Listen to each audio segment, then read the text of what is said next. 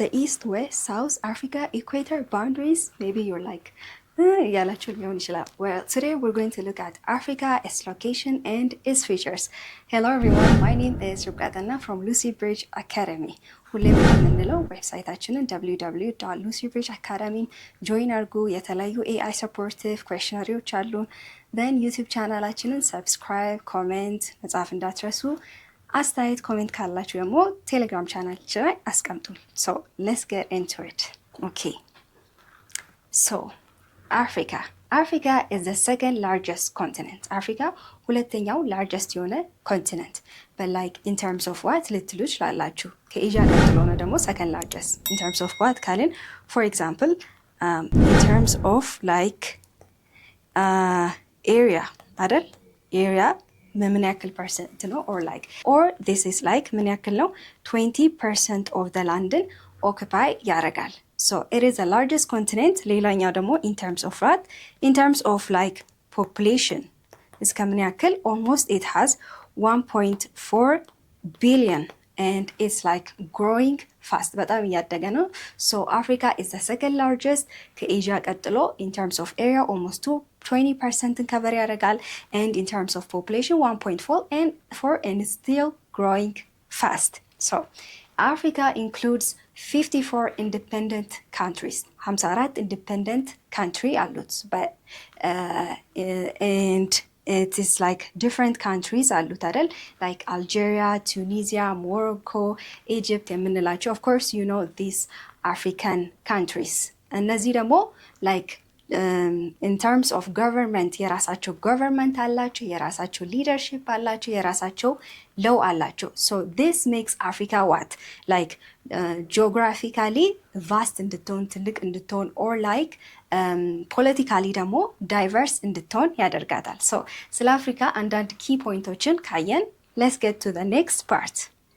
okay, አፍሪካ በተለያዩ boundary ተከባለች. it has 4 boundaries አይደል? የመጀመሪያው in the northeast we have the Mediterranean Sea አለን።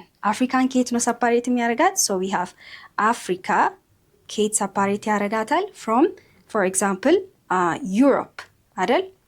so on the second one we have the northeast. በnortheast ደግሞ ምን አለን?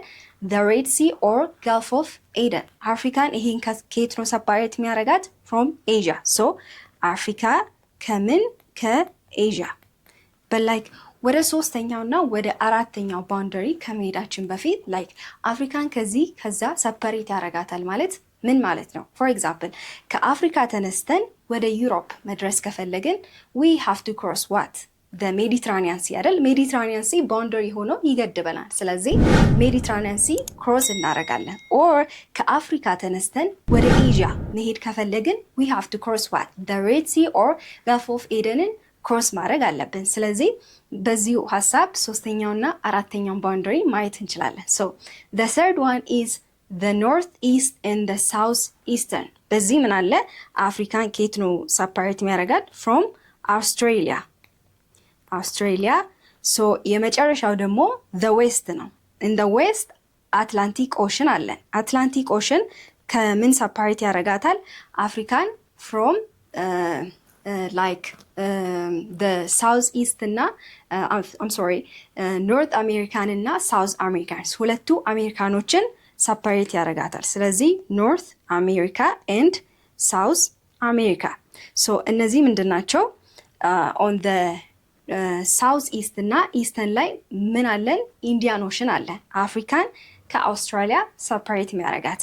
in the west ደግሞ ምን አለን? አትላንቲክ ኦሽን አለን። አፍሪካን ከሁለቱ አሜሪካንስ ኖርት አሜሪካ፣ ሳውዝ አሜሪካ ሰፓሬት የሚያደርጋት። ስለዚህ ከአፍሪካ ተነስታችሁ ወደ ኖርት አሜሪካ ሊድ ወይ ደግሞ ወደ ሳውዝ አሜሪካ ሊድ ካላችሁ you have to cross what? the Atlantic Ocean cross ማድረግ አለብን ማለት ነው። so as you can see more on the image like አፍሪካ እዚህ ጋር አለችን። so የተለያዩ boundary አላት ብለናል። so Indian Ocean በዚህ በኩል አለን፣ Red Sea አለን፣ Atlantic Ocean እዚህ ጋርም Atlantic Ocean። ስለዚህ አፍሪካ በእነዚህ 4 boundaryዎች ተከባለች ማለት ነው። Okay, now let's look more about the equator እና like geographic the equator እና climate symmetry እንመልከት። so መጀመሪያ equator ማለት ምን ማለት ነው? ኢኩዌተር ማለት is just an imaginary line በአፍሪካ መሃል የሚያልፍ ነው። for example this is Africa, so this imaginary የሆነ ላይን አለች በአፍሪካ መሃል የምታልፍ so it like cuts Africa into two half, the northern half እና the southern half. so ይሄ ኢኩዌተር ወደ northern half እና southern half አፍሪካን ከት ሲያደርግ ወይ ደግሞ በመሃል ሲያልፍ ምን ይፈጠራል?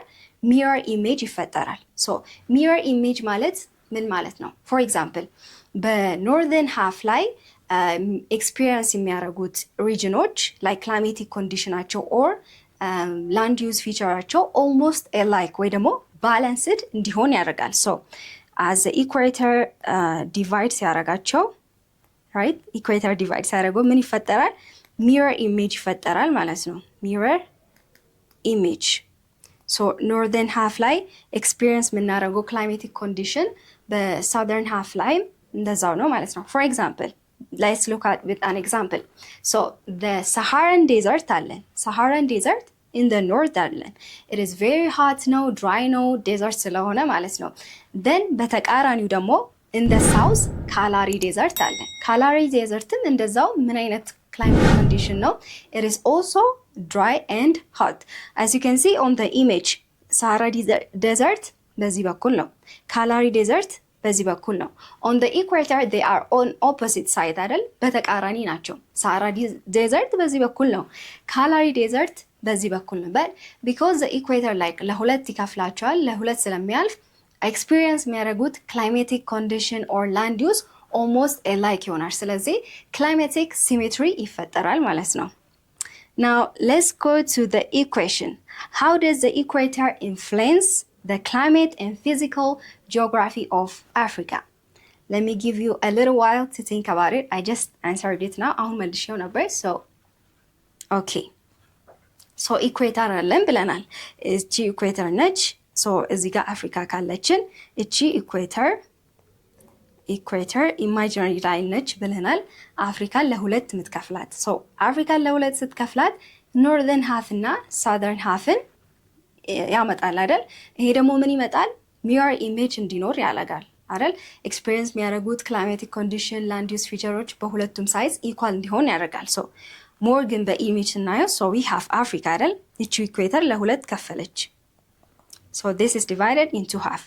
ሞር ከኢኩዌተሩ ወደ ኢኩዌተሩ እየተጠጋን ስንሄድ ምን ይፈጠራል? when we go up into the middle ወደ ኢኩዌተሩ ስንጠጋ it becomes more like hot, it becomes more humid በጣም ሙቀት ይሆናል። እንደዛውም ደግሞ እርጥበት ወይ ደግሞ rain experience ያደርጋል። for example like ኮንጎ or like ጋና የምንላቸው በዛ አካባቢ ምንድነው hot እና humid ናቸው። like amount of sunlight all year ያገኛሉ። it also have rainfallም ያገኛሉ። that is why like tropical rainforest የምንላቸው እዛ አካባቢ የሚያድጉት። so on the more we get to the equator ወደ ኢኩዌተሩ እየተጠጋን ስንሄድ it becomes hot and humid. but like ከኢኩዌተሩ ደግሞ እየራቀን ብንሄድስ? ከኢኩዌተሩ ወደ ታች እየራቀን ስንሄድ it becomes what?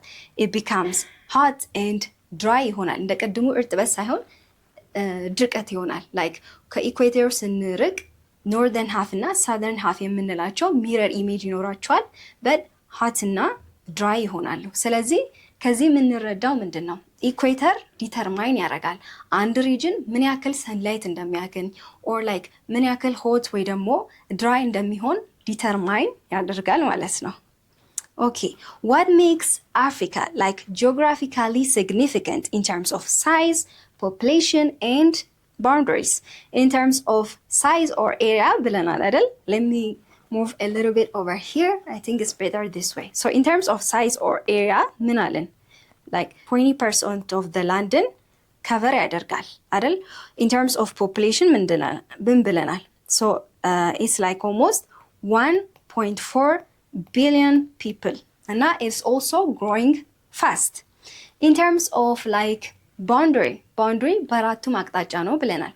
like the north east አየን፣ the east እና south eastern አየን፣ ከዛ the ዌስት። እነዚህ ደግሞ ራሳቸው የሆኑ ኦሽን ደግሞ የሚገድባቸው አለ አይደል? ኢን ዘ ኖርት ካየን ሜዲትራኒያን ሲ አለ፣ ከዛ ደግሞ ሬድ ሲ አለ ኢን ዘ ኖርት ኢስት፣ ኢን ዘ ሳውዝ ኢስት እና ኢስት ደግሞ ኢንዲያን አለን። ኤንድ ዘን ኢን ዘ ዌስት ደግሞ አትላንቲክ አየን አይደል? ሞር ይሄንን በኢሜጅ ሞር ብለናል። ግን ላይክ ዋትስ ፐርፐስ አፍሪካ በተለያዩ ባውንድሪዎች መከበቧ ላይክ ለአፍሪካ ምን ይጠቅማል? ሶ ኢት ሜክስ አፍሪካ ላይክ ለትሬድ ይጠቅማታል። ሲግኒፊካንት ፎር ትሬድ እና ለሺፒንግ ራይት ሞር ይጠቅማታል። ኦኬ ሃው አር ፊቸርስ ላይክ ዴዘርትስ ኤንድ climate symmetry distributed across the north and southern Africa. Of course northern እና south Africa in the equator ሲሆን mirror image ይፈጠራል ብለናል። mirror image ከዛ ደግሞ as a whole አፍሪካን ኢሜጁን አየን። ኢኩዌተሩ ለሁለት ሲከፍላት ሞር ወደ ኢኩዌተሩ እየተጠጋን ስንሄድ it becomes hot, it becomes humid አለን። ከኢኩዌተሩ ደግሞ እየራቅን ስንሄድ it becomes desert, it becomes hot ብለናል። ስለዚህ ከዚህ ምን እንረዳለን? on the edge ጥግ ጥግ ላይ ያሉት it is like desert edge ላይ so it is desert.